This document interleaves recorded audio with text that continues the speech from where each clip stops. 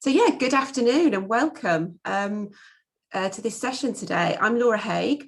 I'm the chair of the ACE Health and Safety Group, but I'm also the safety manager at Mott MacDonald. I've been with Mott MacDonald for nearly 25 years actually, and I'm also responsible for our wellbeing programme. So the subject today is of really great interest to me, and I'm sure to many of us as well. So this is an ACE, one of the series of insight webinars, and we're looking at wellbeing in the workplace. And specifically, today's session focuses on developing a mental health and wellbeing programme for your employees. And that's really regardless of company size. And we just thought, with Mental Health Awareness Week around the corner, it's a really great opportunity to share our thoughts with the ACE members. As well as the session today, we've also created a mental wellbeing toolkit, which provides a step-by-step approach to introducing such a programme, and we'd like to showcase that today as well. So I'm really delighted that we've got some great case studies to share with you today. And so we'll be hearing from Martin Parry of Capita, Edward Newman of Geo-Environmental, Marion Prosser of Hoare Lea, and Chris Hanson-Mooring from WSP. Each speaker is going to talk for around 15 minutes, and we'll make sure that there's plenty of time for questions and answers at the end. And we are scheduled to finish at 1:30 today. I'm going to explain on the next slide then how you can send your questions through. So if you do have questions, then please use the chat box, which you can find in your control panel. You will you can ask your questions anonymously, and your questions will remain anonymous. And really don't worry if you miss anything. We'll be uploading this session to the website in the next few days. So if you want to listen again or share with colleagues, then you can do. Now, before I hand over to our first speaker today, we'd like to just run a quick poll. So you can see the question there on the screen: how has working remotely impacted your well-being? So hopefully, yeah, you can see that that's appeared now. So if you wouldn't mind all just selecting the best response for you there, and then we'll have a look at the responses. So yeah, if you just select the answer and then submit, and then once everybody's had an opportunity to do that, we'll have a look at how it's all impacted us. And it's really just to get a feel for things and set the scene.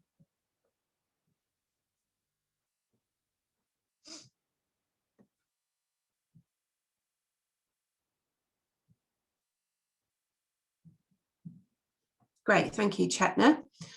So you can see that overwhelmingly there, actually, those of us who have responded, nearly half have said that it has had a positive impact, but occasionally challenging. And that's the one I've selected actually as well, because I do feel that obviously it has overall been a positive experience. So then there's sort of 32% of the attendees today are saying that a slight negative, but feel that they are able to cope. A sort of 10%, 11% feel fairly neutral about it. And then we've got smaller proportions where wellbeing is improved, and a small proportion who are struggling to cope. So you know, today's sessions are about what we can do as employers, but I really hope those people who are in attendance today who are struggling to cope, you know, really hope that today will provide you, perhaps not necessarily with solutions or answers, but at least some support mechanisms, and the toolkit as well will really hopefully be able to direct you to some helpful resources. Okay, so thank you very much for taking part in that. I'm going to hand over now to our first speaker, Marion Prosser. Marion is an HR consultant at Hoare Lea. Over to you. Thank you, Marion. Hi, thanks, Laura, and thanks everyone for joining. I wanted to talk today about Hoare Lea's experience of introducing a wellbeing strategy. We're a large organisation, we're about 850 employees and 70 partners, but hopefully some of the journey we've been on will be helpful to some of you. So if I could have the next slide. Yeah, so I think it's no surprise. We all know we've got a duty of care to look after the health and well-being of our employees. And some interesting and quite frightening research by Deloitte. They looked at the cost based on per employee per year of poor mental well-being, based on absenteeism, employee turnover, presenteeism, between £1,200 and £1,500 a year. Now, for an organisation of our side, that's potentially £1 million a year, so a real no-brainer. This needs to be at the top of the agenda. But I think, more importantly, and absence and sickness aside, there are proven positive links between how people are feeling and performance. So, you know, well-being, it's not about just saving money and managing absence. It's about creating an environment where everybody can perform at their best. So we've developed a wellbeing strategy that's designed to nurture our talent. We want to promote a culture of diversity and well-being, and we want employees and partners to be able to flourish and achieve their full potential. And ultimately, our aim is to improve individual and organisational performance. Could I have the next slide, please? So in terms of defining our objectives, we launched a 5-year strategy back in 2018. Initially, we wanted to raise awareness about the importance of well-being and just get it on the everyday agenda. We wanted to raise the importance of well-being and open discussion about issues that people might find it hard to talk about. We already had a number of wellbeing related policies and benefits and initiatives, but slightly scattered all over the place, and some things done better in certain locations. So we wanted to bring them all together under where we identified 3 pillars of wellbeing. So we had mental, physical, and lifestyle.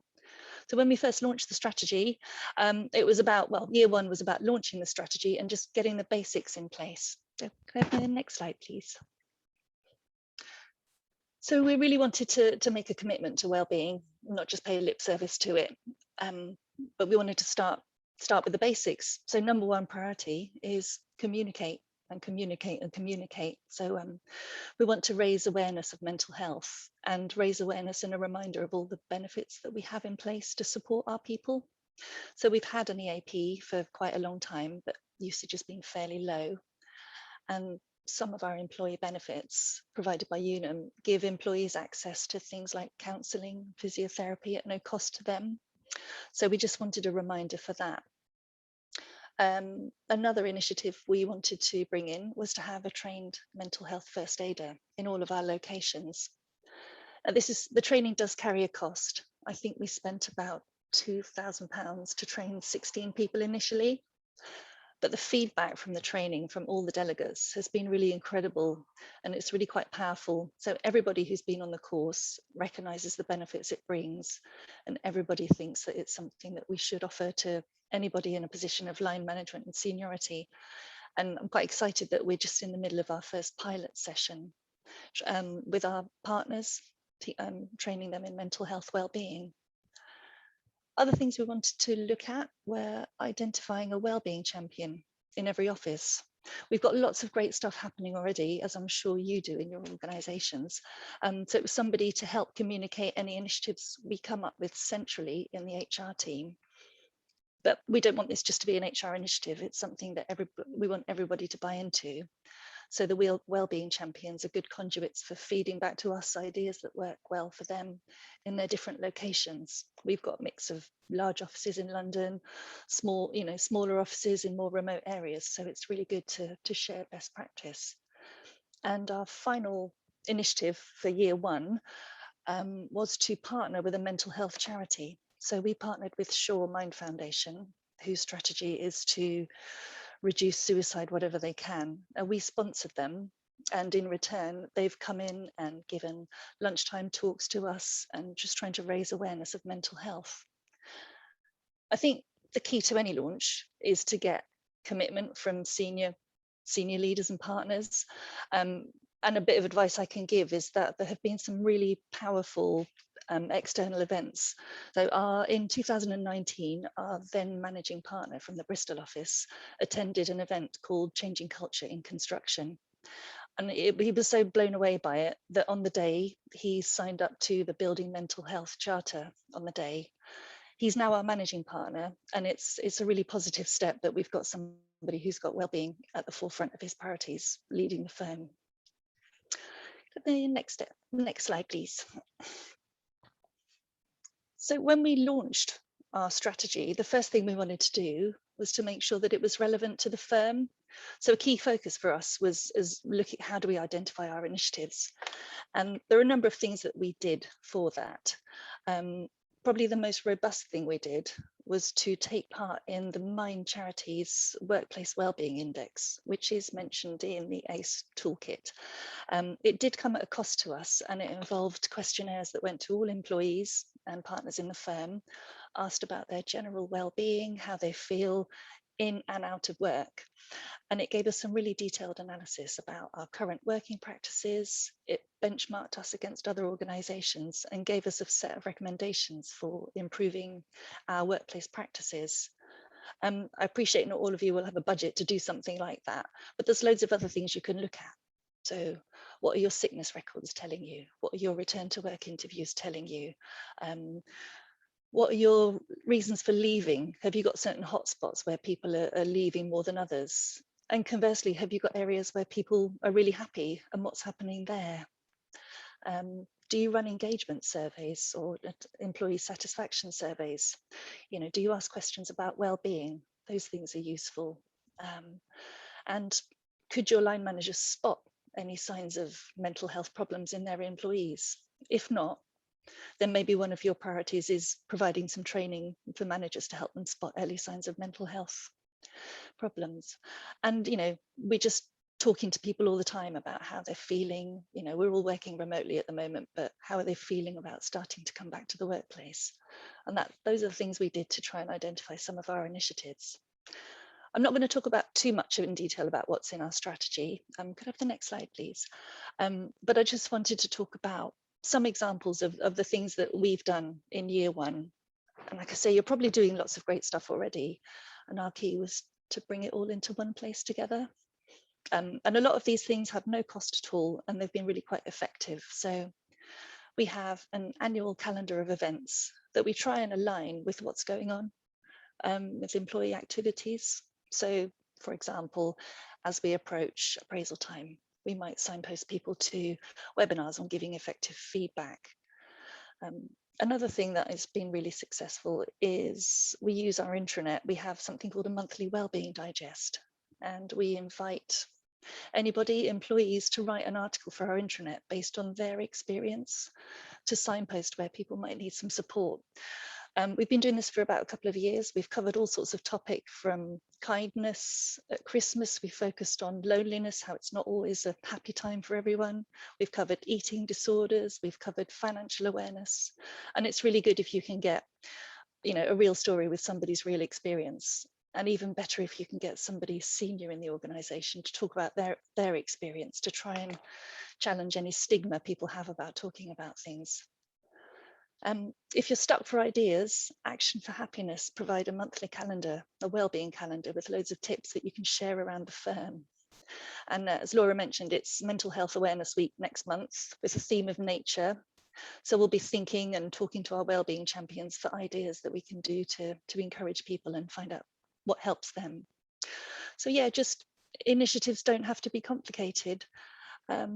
We ran an engagement survey a few years ago, and it flagged up that some people were reporting a lack of headspace. So we suggested some really simple changes.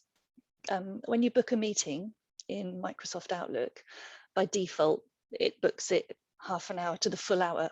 There's a setting within Outlook that you could change. So by default, any meetings that you book finish at 10 to the hour. So giving somebody 10 minutes before they rush into the next meeting can be quite valuable. We've also tried to encourage people not to book meetings over lunchtime if they can avoid it. And during the first lockdown, we reminded our employees of the importance of booking annual leave. We couldn't go on holiday, but we still need a break from work. Get the next slide, please. So just want to talk about how we measure success, and how do we know it's working. So internally, there's lots of things that we can look at. I mentioned our engagement survey, where we've asked people about their well-being in the past. If we continue to ask those same questions year on year, we can measure our progress against well-being. The EAP service that we have is confidential, so we don't know who's called it, but we can find out the volume of calls. So we would hope that through raising awareness of mental health, more and more people will use our EAP. I mean, that might mean they're struggling, but if they're reaching out for help and using the EAP, that's a good sign. So we continue to track and monitor absence rates, reasons for absence, and leave reasons. A successful wellbeing strategy, we would not expect to see people citing culture or workload or line management style as a reason for leaving. And then externally, we've got the Mind Workplace Wellbeing assessment that we did at the start of this journey. We'll probably look to do that again in 2022 and see how our strategy is working for us. So just wanted to finish by saying, you might not change culture overnight. Our key is just to keep chipping away about talking about wellbeing all the time and keeping it on the agenda and make it how we do business. I think if you can change the way one person thinks about well-being, then you're making a success. And so that's what we keep doing. Just keep chipping away. And if we could have the next slide, please. We will make sure that these contact details are in the toolkit, but I just wanted to point out a couple of organisations who provide a lot of really helpful free resources to do with mental health. And the Lighthouse Club is tailored to the construction industry. So really useful tips on setting up, a mental health strategy and resources. Okay, so that's all from me. Thank you. Thank you very much, Marion. That was great. Really, really good. Thank you. So I'd like now to pass over to Chris Hanson-Mooring, who is the Wellbeing Manager at WSP. So over to you, Chris. Thank you. Good afternoon, everyone. As it says on screen, I'm Chris Hanson-Mooring, UK Wellbeing Manager and Mental Health First Aider at WSP. I've been with WSP for 4 years now and created everything that currently happens regarding wellbeing since I joined 4 years ago. What I'm going to talk about today is how WSP have sort of developed the wellbeing program over the past 4 years, how it was created, what components and why, and then I'll go through some resources that we found useful along the way that you might also find useful. So I sit within the safety, health and wellbeing team, and one of the things I was quite keen on was integrating wellbeing into health and safety rather than have it sat within HR. Health and safety has got a great culture in many organisations, and adding wellbeing to it and actually putting the same importance to wellbeing as health and safety seemed a very logical idea for WSP when I joined, and it has paid off. So what we have 3 key components here. We have zero harm, make safety personal, and thrive, all contributing to our people, our clients, partners, and our communities. Move to the next slide, please. So the programme itself looks at 5 key components of wellbeing. The physical, mental, nutritional, social and financial. Each one of those creating an opportunity to engage in identifying wellbeing risks. And each one contains areas and information that we've identified risks throughout the organisation, whether that be through the employee assistance programme, sickness absences, word of mouth. Any safety risks can also go into these components as well. So if we go to the next slide, I'll start to talk about some of the components that we have within them. So one of the main things when I first joined was looking at the analysis of absences, looking at average lost days per person, reasons for absences, month on month, year on year, and trying to pick up trends across the organisation and try and help forecast any potential concerns and what we can do to mitigate them and have any that would minimise impact on the business. And this was really key because the business, WSP is quite a huge organisation with 7,000 employees. It has 17 different business avenues, and within those can have up to another 8 teams within each business area. So trying to focus specifically on one thing wasn't always possible, but we did very quickly pick up themes which helped us develop the wellbeing strategy for each area, which gave it very much a robustness. So it's looking at supporting aspects from a wellbeing perspective that can influence and support any reasons for absences, such as mental health, musculoskeletal, cardiovascular. And actually recently we've more found we can actually help influence lost days to flu and viruses. Another tool that we used when I first joined was we launched an online health assessment. And this health assessment evaluates 9 components of personal, behaviour and lifestyle risk factors that may cause or contribute to ill health or injury. So by understanding the risks from these lifestyle habits and behaviours, we could create early interventions to prevent the onset of illness and disease. And actually at the moment, we have nearly 90% engagement of people engaging in that online assessment from 7,000 employees. And again, it's available month on month, year on year for them to look at their risk factors and try and reduce them. And we can set challenges across the business as well to improve stuff like their well-being age or increase their well-being score and reduce their well-being risk. And again, those 9 components do identify risk factors that the programme can help influence. Like many organisations you'll hear about today, we have an employee assistance programme with Health Assured. It's an employer-funded benefit that offers employees confidential counselling advice on a whole wide range of work and personal issues. The employee assistance programmes helps deal with life stresses, family issues, financial concerns, relationship problems, or even drug and alcohol concerns. We also use this to help understand some themes and volumes of people using it. When I first joined, we had about 5% utilisation of the employee assistance programme back in 2017, and we're currently at 17% utilisation.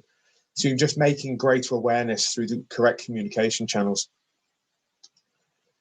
Another one we found out over the past couple of years mainly is that financial worries are having a big impact on people's mental well-being. So through good financial management, we've created with Salary Finance, we've created a tool. So financial planning, budgeting, payday savings, and even saving calculators to help people budget and manage their finances correctly. Thank you. Stress is a big topic, and it has been for many, many years. We've designed 2 aspects to our stress awareness training. We have one that's more bespoke to line managers and one that's for all. And what it is there to provide everyone with the awareness that what stress is, how to identify the signs and symptoms, and how to go through a series of exercises and participation throughout that training that can help reduce the risk of stress. And we're inundated with these. I think it's really positive that organisations deliver training on stress, and it's not just identifying whether it's work-related, but also non-work-related, and having care pathways for each one of those components to allow efficient and effective recovery and treatment. Wellbeing champions are, in an organisation that's 7,000 strong is vital. There's one of me, 7,000 people, and our goal was to have at least one wellbeing champion per office. Now, as you can imagine, over the past few years, or past couple of years, we really haven't been working in offices. So we've had to arrange a different solution to the Wellbeing Champion Network. So we've actually grown it from around about 80 to 90 to over 150 wellbeing champions that not only support the offices when we're there, but also across their teams. So each team has a wellbeing champion that not only is there to facilitate communication, but also engage with their colleagues with engagement with activities and interventions that we've put out throughout the year as well. You may have heard of mindfulness, and a lot of organisations are doing mindfulness now. And I think taking time out of your day just to spend, and again, it's 10 minutes, is just to create a bit of space in your mind. There's no right or wrong way of thinking. Mindfulness has had numerous benefits to our colleagues, such as reducing stress and sadness, as well as increasing levels of happiness and focus. And for those who haven't tried it on the call, it's worth trying. You might even surprise yourself.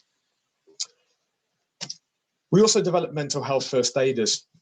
Now, we didn't really get significant buy-in when I first came up with the idea back in 17.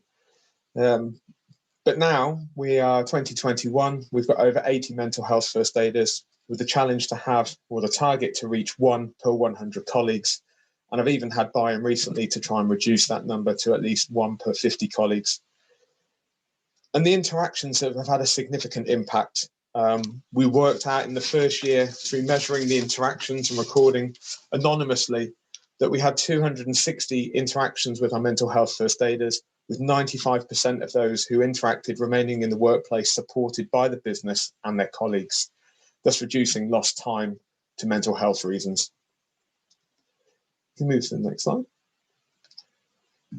Again, like you've just heard from Marion, we do have, at most organisations, have a calendar of events. We've mixed mine with the health and safety. We have a core theme for wellbeing in 2021 as resilience, where we reflected back on 2020 and what worked well, what didn't work well, and really enhance what did work well and try and promote it across our colleagues. If we're more resilient as people, it certainly helps the resilience of an organisation. The themes throughout the year are taken from national and international calendars, but also coincide with potential risks that we've identified through our organisation, such use as the online wellbeing assessment, the employee assistance programme, and sickness absence data. And strategically placing them throughout the year allows us to have a bit more influence and themed control over what is being delivered. As we come to the end, I'm just going to talk to you about how it came about. How did we create a wellbeing programme in WSP? And the first thing we did was know our risks from the data and what the employees were saying. Sometimes it will match and other times it won't, but you should never dismiss what your people are saying, whether this is formally or informally. Secondly, benchmark these findings with national statistics and similar campaigns if you're able to. Not always easy, every organisation's different. Create a plan of what the wellbeing programme can really influence and where it can reduce risks, and make sure you get buy-in or sponsorship from senior management team. Myself, I created a steering group that contains members of all areas of the business, whether that be HR, corporate real estate, health and safety, marketing, communications, operational management. Everyone that has a touch point, even IT, was part of this steering group. The next step was about implementation of the programme as initiatives. I use words like educate, so why, engage, what's available, and empower, where are the benefits can be seen and the feedback. And constantly review what's been going on, look at the positives, what worked, what didn't work. Some of it will be trial and error, but the bits that work, take on and enhance. And overall, if we just click, brilliant. With a reduction in lost days to absences and improved engagement. And a healthy workplace is good for business. And my last slide is just some examples of tools that I've used in organisations that have helped support me develop wellbeing programme. Some are very cost effective, some are slightly more advanced depending on your budgets, but they're all worth looking at from a benefits, employee support perspective. And I'll leave you with those to have a look at. And thank you very much for your time. Thank you very much, Chris. Really interesting and some great content there. So thank you. Our next speaker, I'm delighted to introduce, is Martin Parry. Martin Parry is the Safety, Health and Environmental Wellbeing Director at Capita. Thank you, Martin. Hey, everyone. I work for a section of Capita. We employ about 1,200 people in our section, and I'm the SHU director for that part. Capita is about 63,000 people in total worldwide. And so my presentation is going to focus on our wellbeing champions more than any other part of the business. And I want to show you how within our 1,200 strong business unit of the wider Capita, we operate and how we interact with the central group, the 63,000 strong part. So this is a pretty much schematic overview of what we do. The 4 boxes on the right, Wellbeing Champions, the annual plan, people and line managers, is how we, as I'm going to talk around that, how we operate within our business unit, which is called REI, Real Estate and Infrastructure. And they're the red lines. And then on the left-hand side, the bottom left, that's the Capita Group Wellbeing Hub. And I'll show you more of that in detail. And that's the light blue lines. And then there's the Group Employee Assistance Programme. I think Marion mentioned the ones that they use. And we've got a very similar thing within Capita, and I'll perhaps talk about that as we go through. So focusing just first of all on the Wellbeing Champions, that is really the focal point of how we've improved mental health and well-being. We're in year 2 of a 5-year plan, year 3 of a 5-year plan, pardon me, and it's getting this network of Wellbeing Champions in place at the start. What we decided within REI is that we wanted to improve the culture towards mental health and well-being. We wanted it to be less of a taboo subject, but very quickly recognized that unless you've got the expertise in place for when somebody puts the hand up and says, I'm not okay, you very quickly undermine all the good that you do, because people will raise their hands. And if there isn't the competent people in place to signpost them to the right sources of help, then all of your good work is quickly undone. So the Wellbeing Champions are the focal point, and I'll talk more about what makes a good Wellbeing Champion on later slides.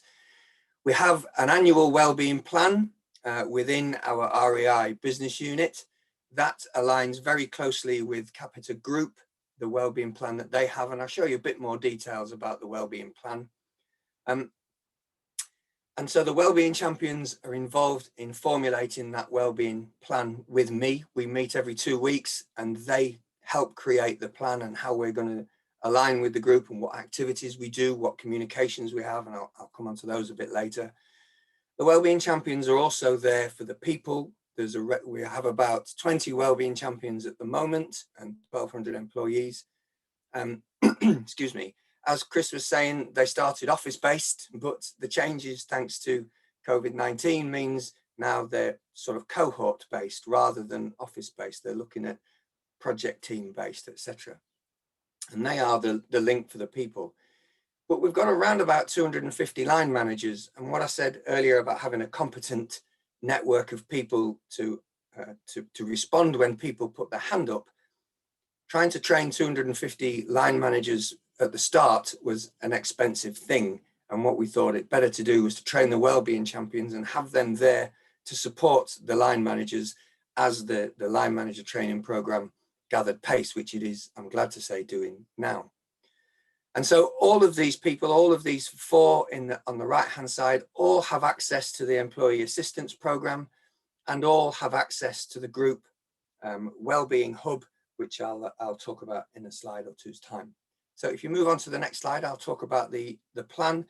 This is a snapshot of what our plan within REI is. It looks very detailed, but it isn't particularly. If we focus on March, which are the bottom 5 rows, you can see in there the theme for March that Capita Group decided they wanted their teams to focus on was eating disorders, no smoking day, World Sleep Day, and Nutrition and Hydration Week. That's what they set at the beginning of the year, and the bottom part is because a link wasn't available for that, and I believe that the week changed. But anyway, we stuck with that plan. The second column, or the third column in, sorry, is Capita giving a bit of a steer to their teams as to what each week means and what type of thing that they want us to look at. And then from then is what we've done within REI. So the next column, the first merged column, is how we want our line managers to support the Wellbeing Champions and all of the activities, etc. And so we send them an email at the start of every month, which sets out what we're doing in the coming month and how we want them to support. The next, the purple column that says mental, is just part of our 4 pillars of well-being. I know, Marion, you mentioned a 3-pillar one, and Chris, you mentioned a 5-pillar one. We're in the middle. We've got a 4-pillar one, which I'll show you in a little while. The next part comes to what we are going to do with the first of our communications, and I'll show you that on the next slide. And they are called Wellbeing Wednesdays. every Wednesday we send out an email to all of our people, all 1,200 or so people within REI, that talks about a theme of the month that links right back to the group plan. And it might be signposts to self-help topics, etc. But I'll show you more of those later on. But you can see there, for each Wednesday, we've got a plan of what each Wellbeing Wednesday is. So it all appears to the outside a nice joined up approach to mental health and well-being. It does get a little bit frantic, but if you imagine a swan on the top of the pond, that's what this is meant to convey. And everybody thinks, wow, they're organized. Whereas underneath, we've got lots of feet paddling madly to try and get things right. And the last column is really to help the wellbeing champions with what we want them to do with their cohorts, what kind of lunch and learn sessions we want them to host, and what type of activities they're going to support, etc.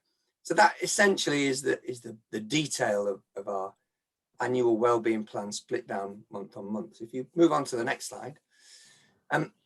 I mentioned a Wellbeing Wednesday email. The Wellbeing Champions help us write this, and it goes out, and each Wellbeing Wednesday email links back to a Wellbeing Champion. And you can see there, they're very short. They're meant to be a 5-minute read, no more, once a week. And that's to keep the theme of the month going. It's also to direct people to self-help topics. So the one that you can see on the right-hand side, the typical layout, was for January. And we mentioned dry January. We sent them to the websites and the help guides for dry January, gave a little bit of self-help within the narrative there. We then moved on to, excuse me, we moved on to what's coming up in February, which was all about time to talk. And Capita have a fabulous session. It's a 30-minute or so self-training, computer-based training session that they run.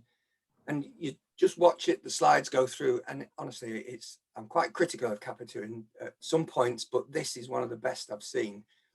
And it really is good. It shows, you ask the question, are you okay? And then the usual thing is to ask it again, are you really okay? But even then, if somebody says, no, I'm not, what do you do? Do you just say, oh, aren't you? And then the moment's gone, you've lost that opportunity. And what this training session helps you do is, if somebody says, no, I'm not, then you kind of, it shows you how to tease out what's wrong with them. And a big part of it is empathy, not sympathy, and topics like that. I included hydration challenge because that's what we moved on to in March. And we had some fantastic activities around hydration challenge and bottles that showed when you've got down to your first litre and how many litres you need a day of water, etc. The next slide.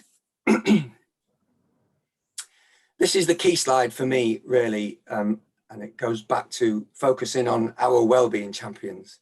What makes a good wellbeing champion? The first thing is really somebody needs to want to be a wellbeing champion. You can't just say you're a wellbeing champion and expect them to do a good job. They've got to want to be it. They have to be appropriately trained. Previous speakers have spoken about mental health first aid training, stress, resilience training, communications, etc. When we've got somebody who wants to be a wellbeing champion, they go on that training session, and all 20 are trained in all of those categories that you see there. They should be visible and available to the cohorts that they present, and we really make sure that that happens. And a huge one here, sufficient time. Capita have quite something called a utilization, where we monitor how busy people are from fee earning work and downtime, line management skills, etc. And it's really important that you don't put pressure on the wellbeing champions. You give them sufficient time to respond to people putting the hand up, and they need that time. Otherwise, again, it undermines why you're doing what you're doing. And of course, they need support from the line managers, and that's why you must have your line managers on board. I thought an important part of a slide is, why do we need them? Well, it demonstrates our commitment to people that were serious. It costs a lot of money, as the previous speakers have said, to get wellbeing champions in place. There's a lot of training, and it really is the central part in our drive to break down the stigma around mental health. You'll all know it's there. You have a week off sick because you've got flu or because you've sprained your arm or anything. Nobody says anything when you come back to work. But you have a week off sick and it's down to stress, and you come back and there's loads of those sly looks coming your way, and people appear to be talking about you, don't they? And people are afraid to give you some extra work, thinking, oh, don't give that to them, because you know what happens, they'll go off sick again with stress. And that's the kind of stigma that we want to break down. And the Wellbeing Champion can do that. They can be the trusted voice, the focal point. They're there to improve engagement with the monthly sessions. And importantly, they're this competent support. But another point, it reassures our stakeholders, our clients, that we take mental health and well-being seriously. So if you could move on to the next slide. Now, the Wellbeing Champions have access to this page here. You can see this is our intranet page. On the kind of Greek building is the 4 pillars that we have. We have mental health, physical health, social health, and financial health. And our quarterly themes focus on those. Each of the monthly activities and the Wellbeing Wednesdays that I spoke about earlier are available from these blue arrows that click to the buttons, and they take you into each month's worth of activities. And then on the right-hand side of the Wellbeing page, you can meet the Wellbeing Champions. These buttons that you can see with the red links, they introduce who the Wellbeing Champions are. They take you to the Wellbeing Hub, which I'm going to show you next. They take you to the Employee Advisory Program, that service that we do, which is the Professional Competent People. It takes you to the Are You OK training, etc. So that's the focal point for the champions we have, as well as for everybody to go and find information specific to REI. And then the next and last slide, please. And this is the group's Wellbeing Hub, their central page. And you can see on there, if you can read the text, they have lots of self-help topics under each of the 4 pillars: mental, physical, social, and financial. And you can see that each of the buttons underneath those 4 pillars, they give help topics, they give presentations that you might want to use for a safety moment, they give guidances that you might want to use for a safety moment.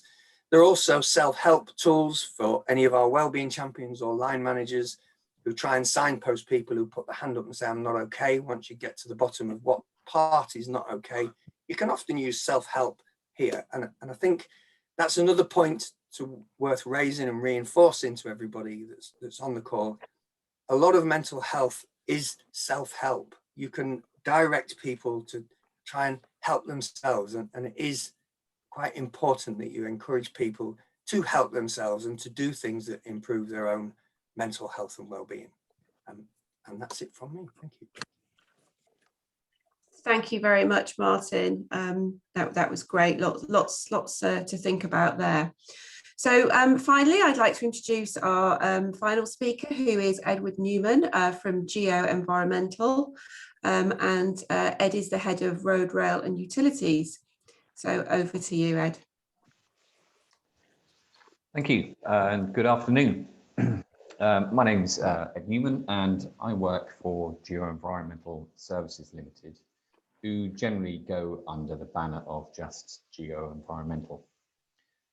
Geo-Environmental are a ground investigation company established almost 25 years ago now by Glyn Evans, who still serves as our managing director. Glyn started the company back in 1996, which quickly outgrew his loft space to set up offices in his hometown of Brighton. I joined the company fresh-faced with 4 years industry experience under my belt back in 2003. I'm very conscious that we're sounding like Chris Whitty here, but I'm going to say it anyway. Next slide, please. The company undertakes ground investigations to advise construction and engineering projects on all things ground related, such as contamination, foundations, drainage, slope stability, and so on.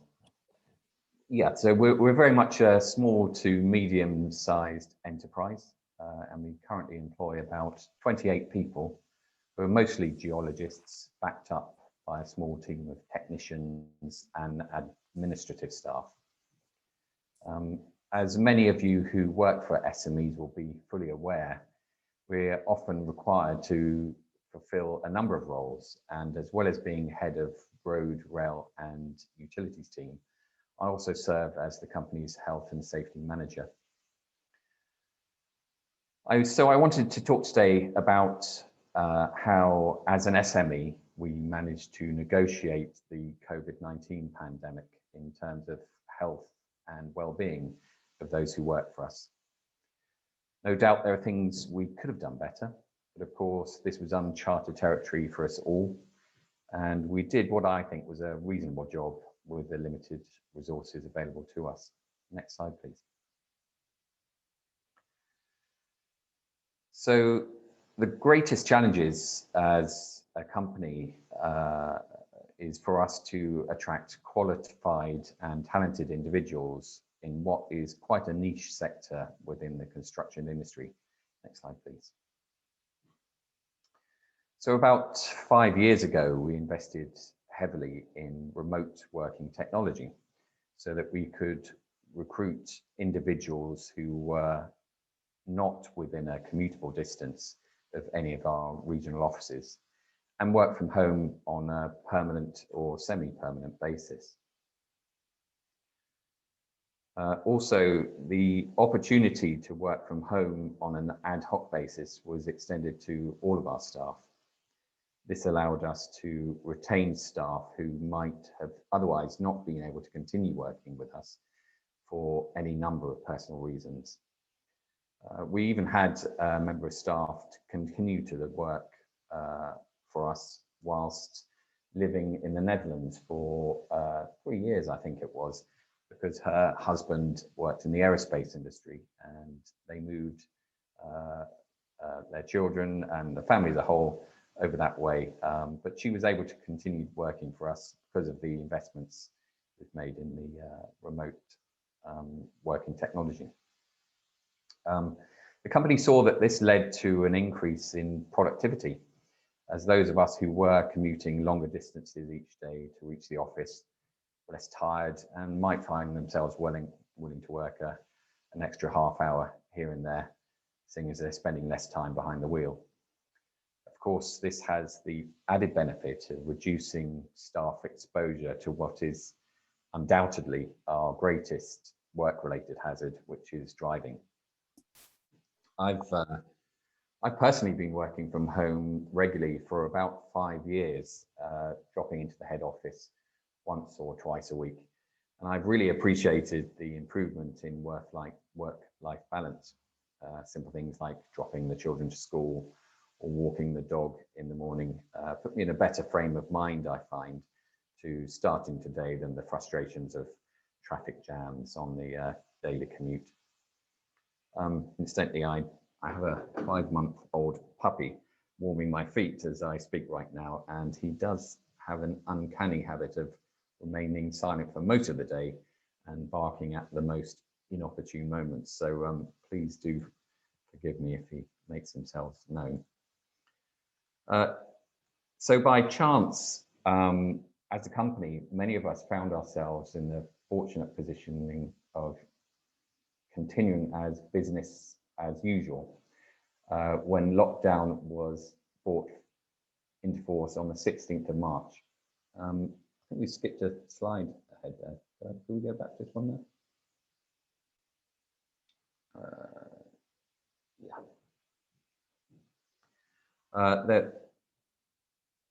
There were, however, a number of measures we had to put in place, including establishing new COVID safe operating procedures.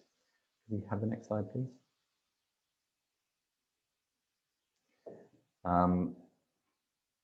And the procedures put together by the Construction Industry Council were invaluable source of information and reference for us. Within a few days of the work from home order, our offices and stores became more of a hub for collecting materials and returning samples for distribution to testing laboratories. We maintained a skeleton staff of no more than 3 persons at each office to answer phones and manage collections and deliveries, etc.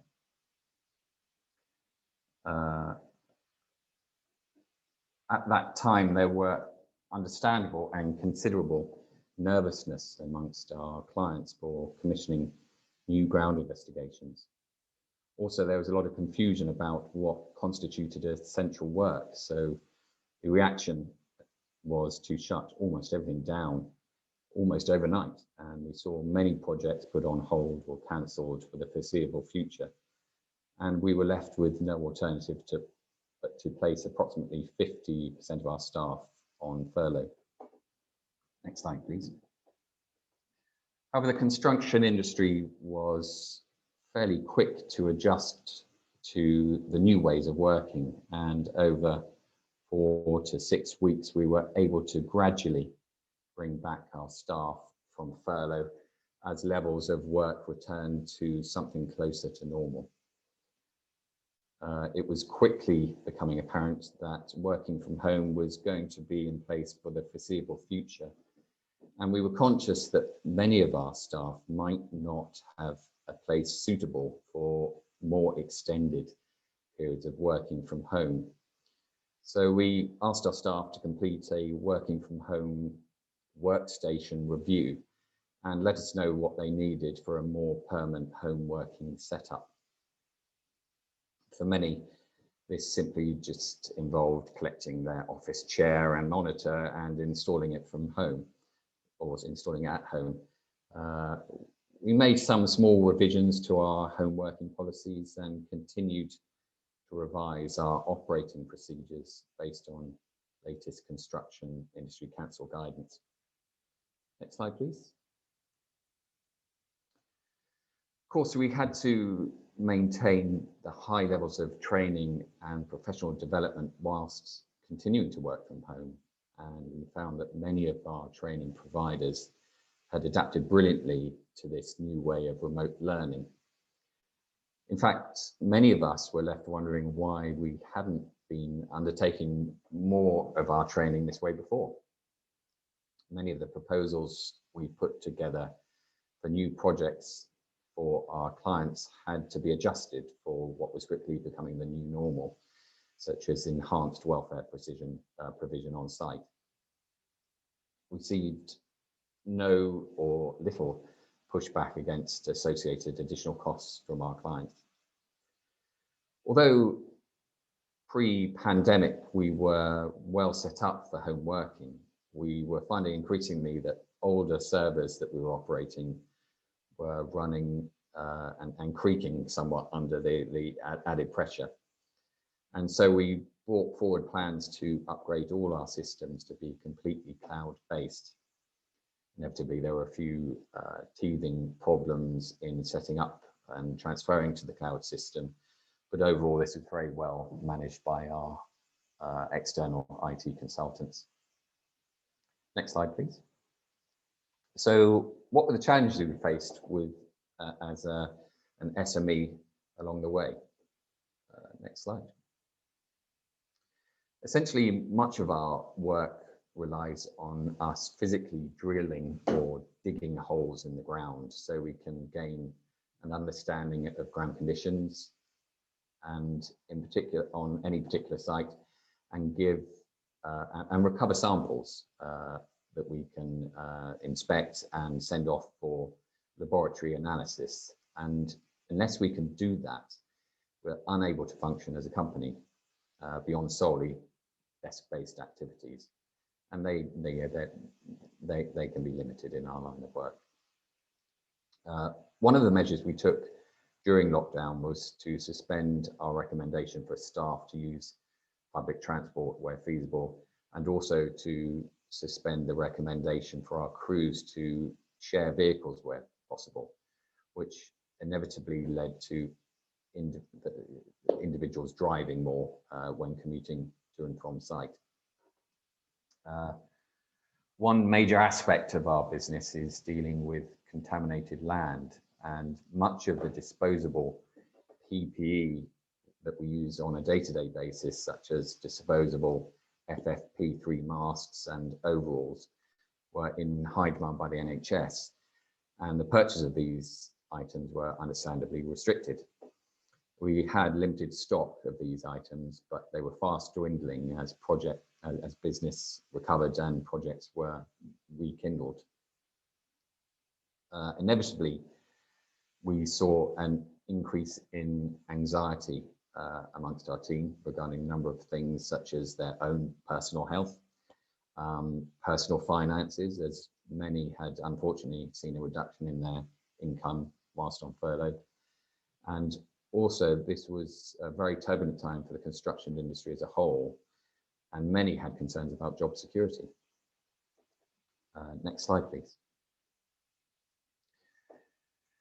To try and mitigate this, we felt that open and honest communication was key. So we increased frequency of meetings between managers, and regional team meetings were increased twice a week between the individual teams and team leaders. For more permanent site setups, we increased welfare provisions to allow for better social distancing, and operated our crews and drilling crews in bubbles.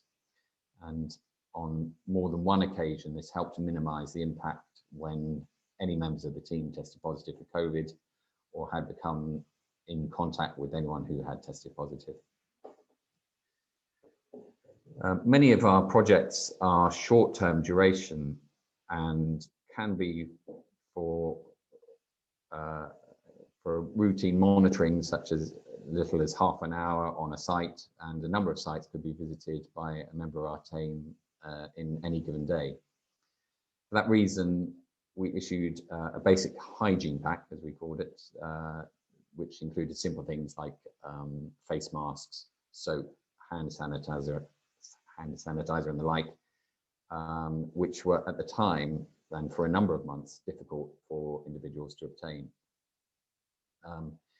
We made it clear to the whole team that we could be entirely flexible on working hours to account for the added pressures that many of us were experiencing as a result of homeschooling and childcare while schools were in lockdown. We also reminded staff of the external services which we'd long been available to them. Next slide, please.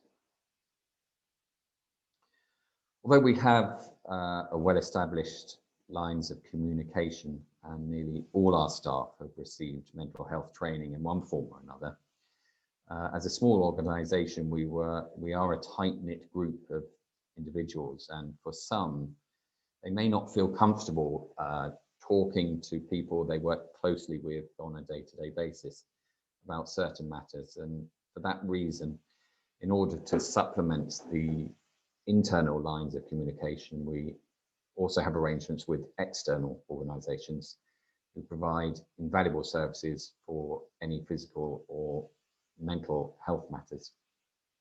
And as you can see on that side there, it includes an employee assistance program. Next slide, please. So as we emerge from the pandemic, what is the legacy of the measures we have put in place? Next slide, please.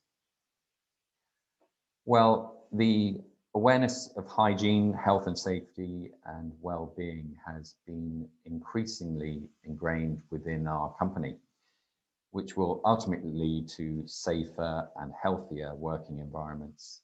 And as a society, as a whole, we've become more in tune with the importance of health and well-being. I, for one, could count on one hand the number of video calls I've made a year ago, and I must admit I wasn't entirely comfortable with the whole experience.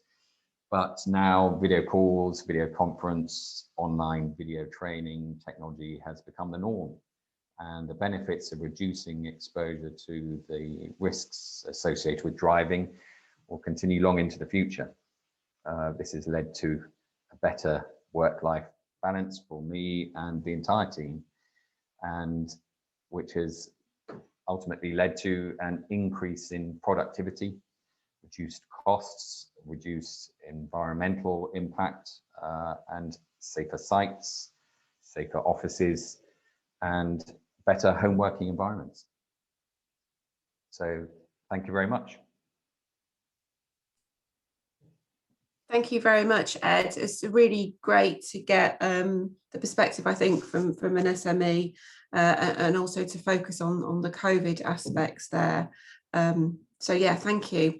Before we go into the question session, we just wanted to just reflect and take some time, really. I always think that, you know, talking and listening to speakers about wellbeing is a really good opportunity for us to think about ourselves and just take a moment to reflect. So maybe if we could just ask you to contribute to this next poll question, if you could just think about how you're feeling now, and just indicate on the screen there which option there reflects how you're feeling in terms of your well-being at the moment.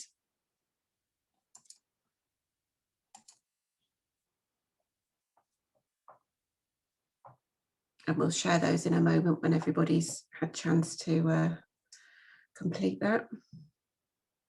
Just while we're waiting for that, the chat panel's open, so if you have got any questions, please feel free to pop those in there.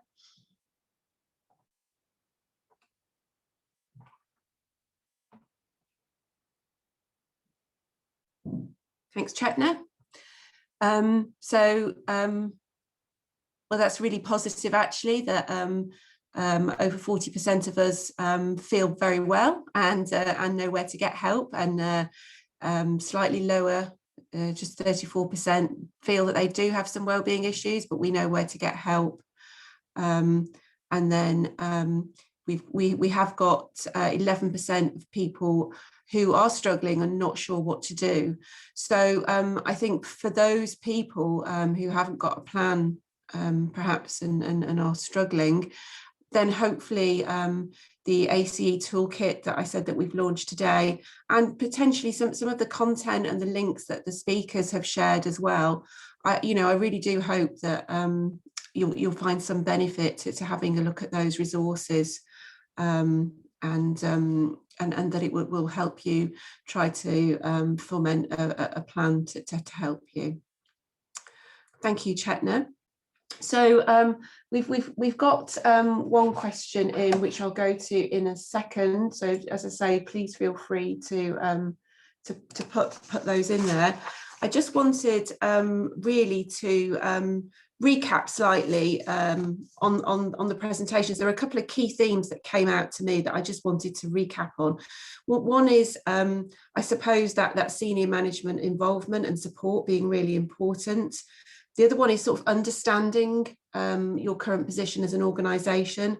What data do you have and what's it telling you? And listening to what staff are saying as well. That came across to me really across all of the presentations.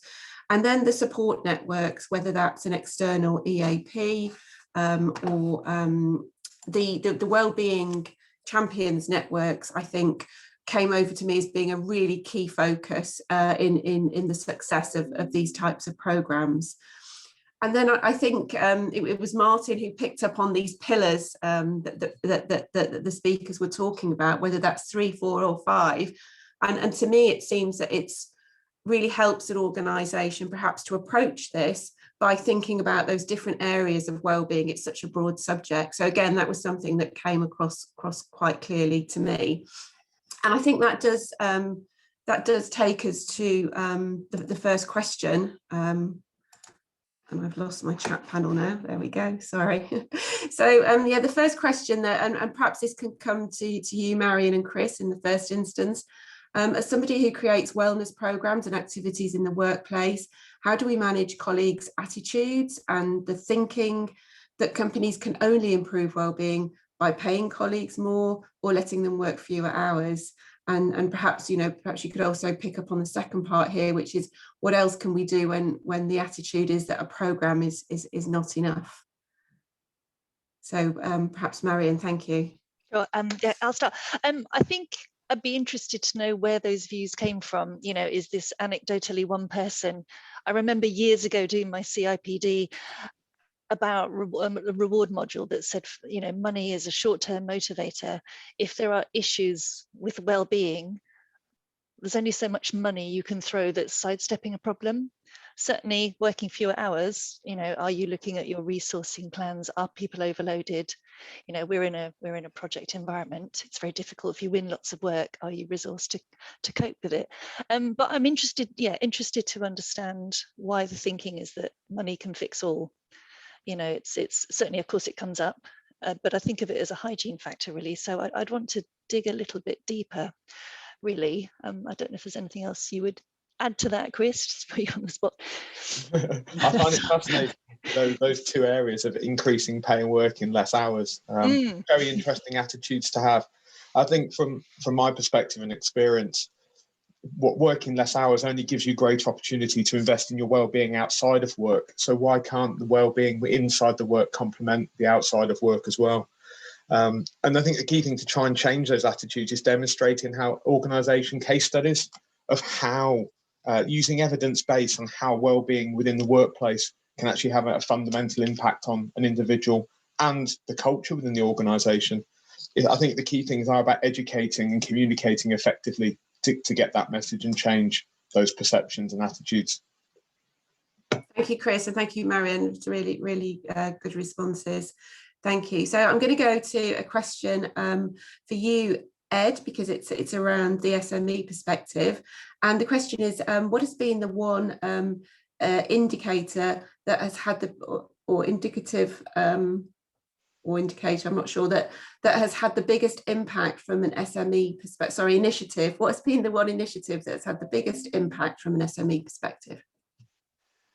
Assuming that's a sort of internal initiative, I think that the thing that's had the greatest impact from our perspective is increasing communication. We've increased the, meetings can be a burden on people, but I think increasing the number of meetings, it sort of, although many of us might be sat at home at our kitchen tables or desks or wherever, if we're able to see people and discuss projects or any concerns or anything not project related, then it's an issue shared and often can be quickly resolved. So I'd say by far better communication within the teams. I'd echo that from a non-SME perspective as well, actually, but thank you, Ed. Chris, a question for you around the online health assessments. Was this something that was developed internally? No, this is an external product delivered by a company called Healthy Performance. It's probably the most cost-effective way to evaluate lifestyle habits and behaviours and personal risk factors within an organisation quickly and efficiently.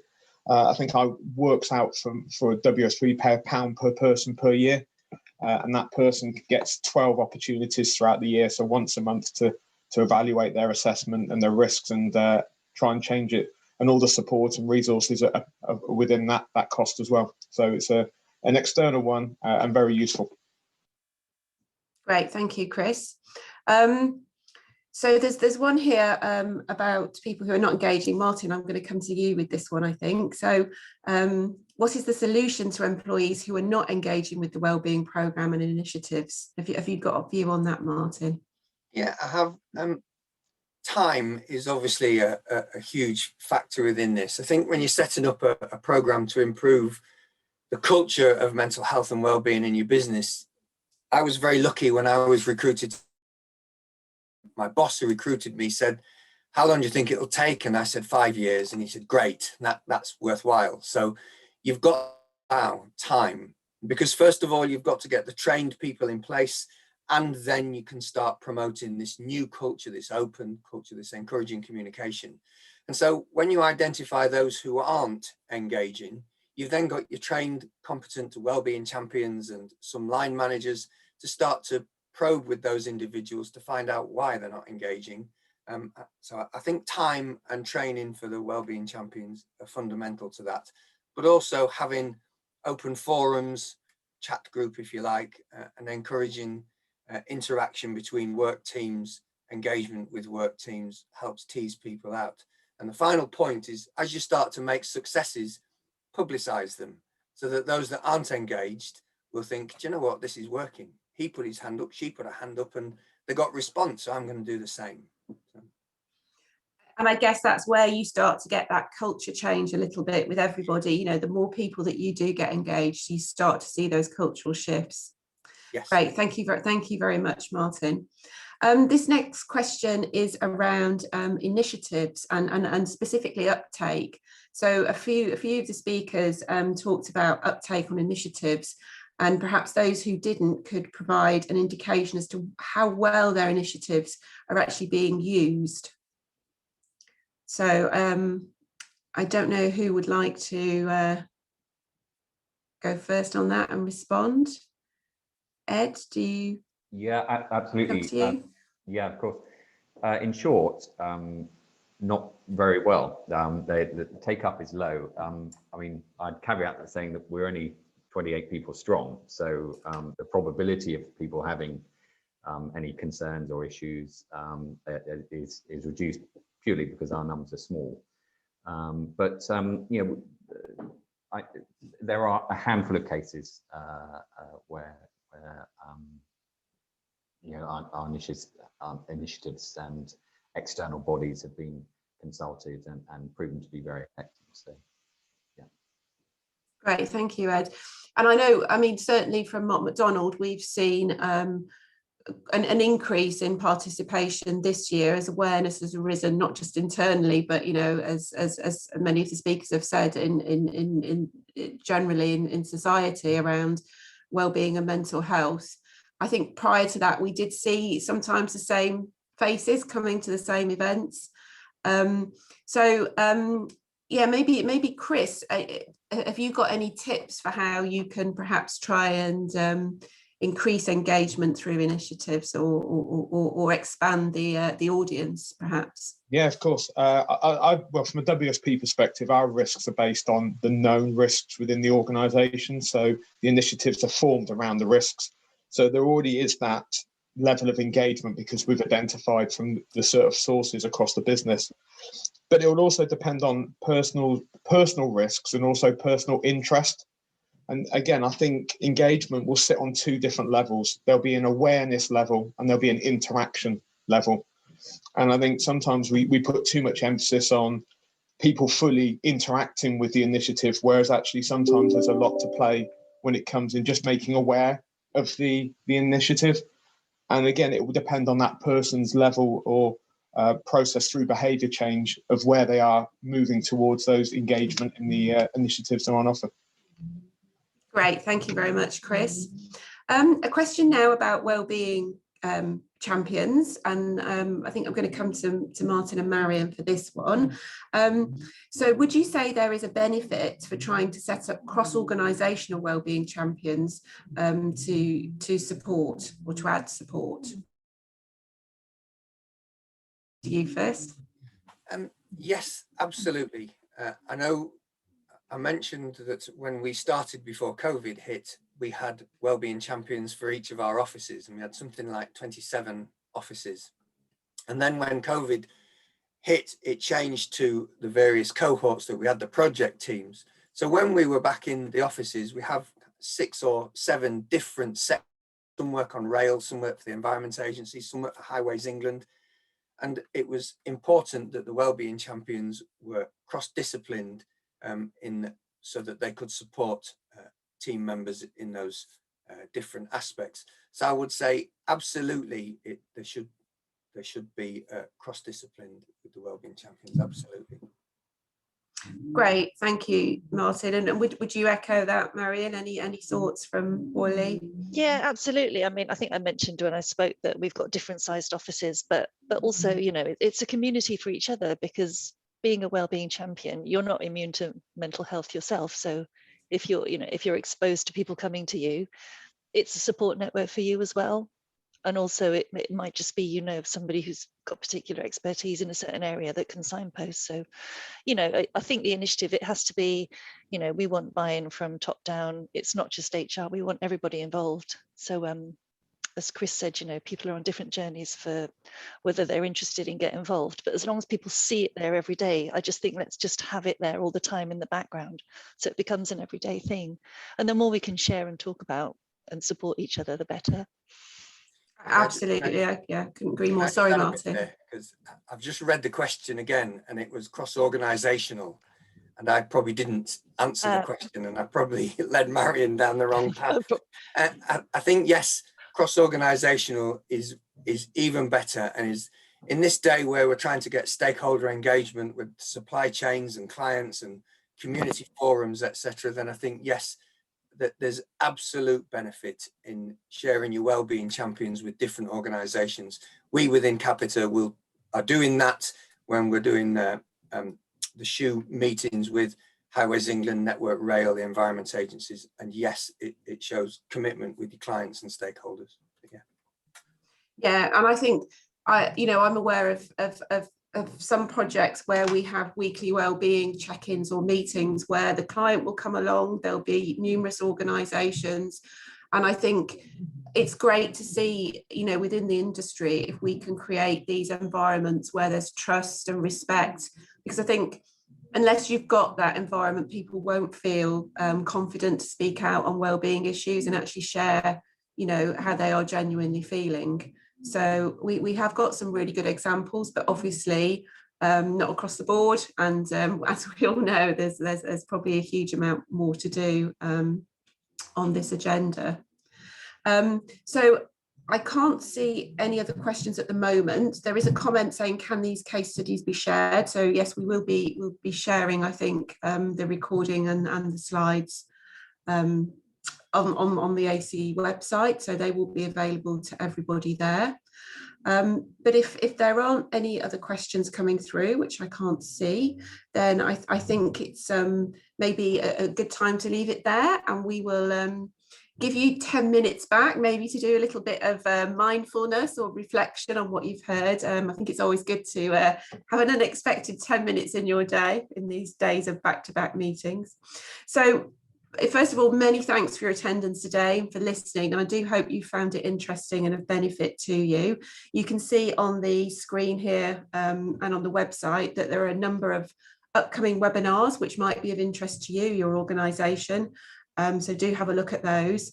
A huge thank you to our panellists today, to Martin, Edward, Marion and Chris. Thank you so much for your time and for presenting. And as I said just now, we have recorded this and you'll be sent a link to that so that you can refer back to it, and the slides will be on the ACE website.